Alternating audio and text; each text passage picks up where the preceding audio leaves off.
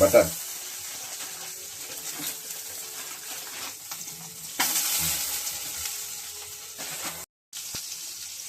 లోపల పెట్టుకుని పచ్చిమిర్చి, ఉల్లిపాయలు,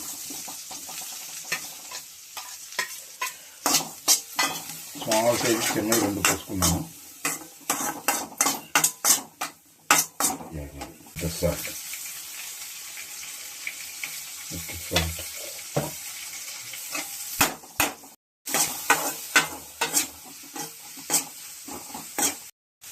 కోకోనట్ మిల్క్ పోసుకోవాలి.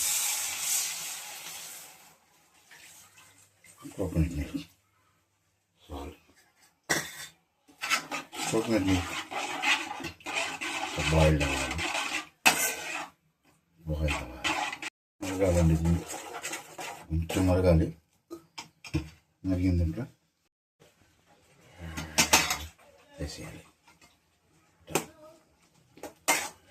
కోకోనట్ పాస్తా పెట్టుకున్నాను. సిమ్లో పెట్టుకోండి.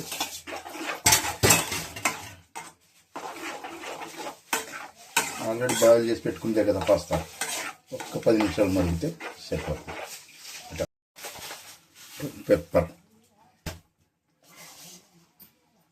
Pepper, chilli flakes,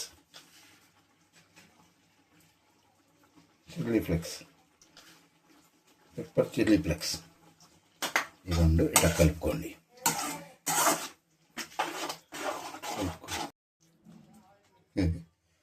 chilli flakes, pepper వేసుకున్నానండి. వేసుకున్న తర్వాత దింపే ముందు కొంచెం చీజ్ వేసేయండి. దీంట్లో ఇది చీజ్ ఇట్లా. కోకోనట్ పాస్తా, దీంట్లో కోకోనట్ మిల్క్ వేసామండి, ఆనియన్, పచ్చిమిర్చి, చీజ్, బటర్ వేసాం. ఇది ఒకసారి ట్రై చేయండి.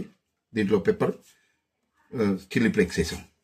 చాలా బాగుంటుంది, టేస్ట్గా ఉంటుంది. మేము కొత్తగా ట్రై చేసాం. ఒకసారి మీరు కూడా ట్రై చేయండి. చిన్నపిల్లలు పెట్టాలి, కారం ఏముండదు, బాగుంటుంది.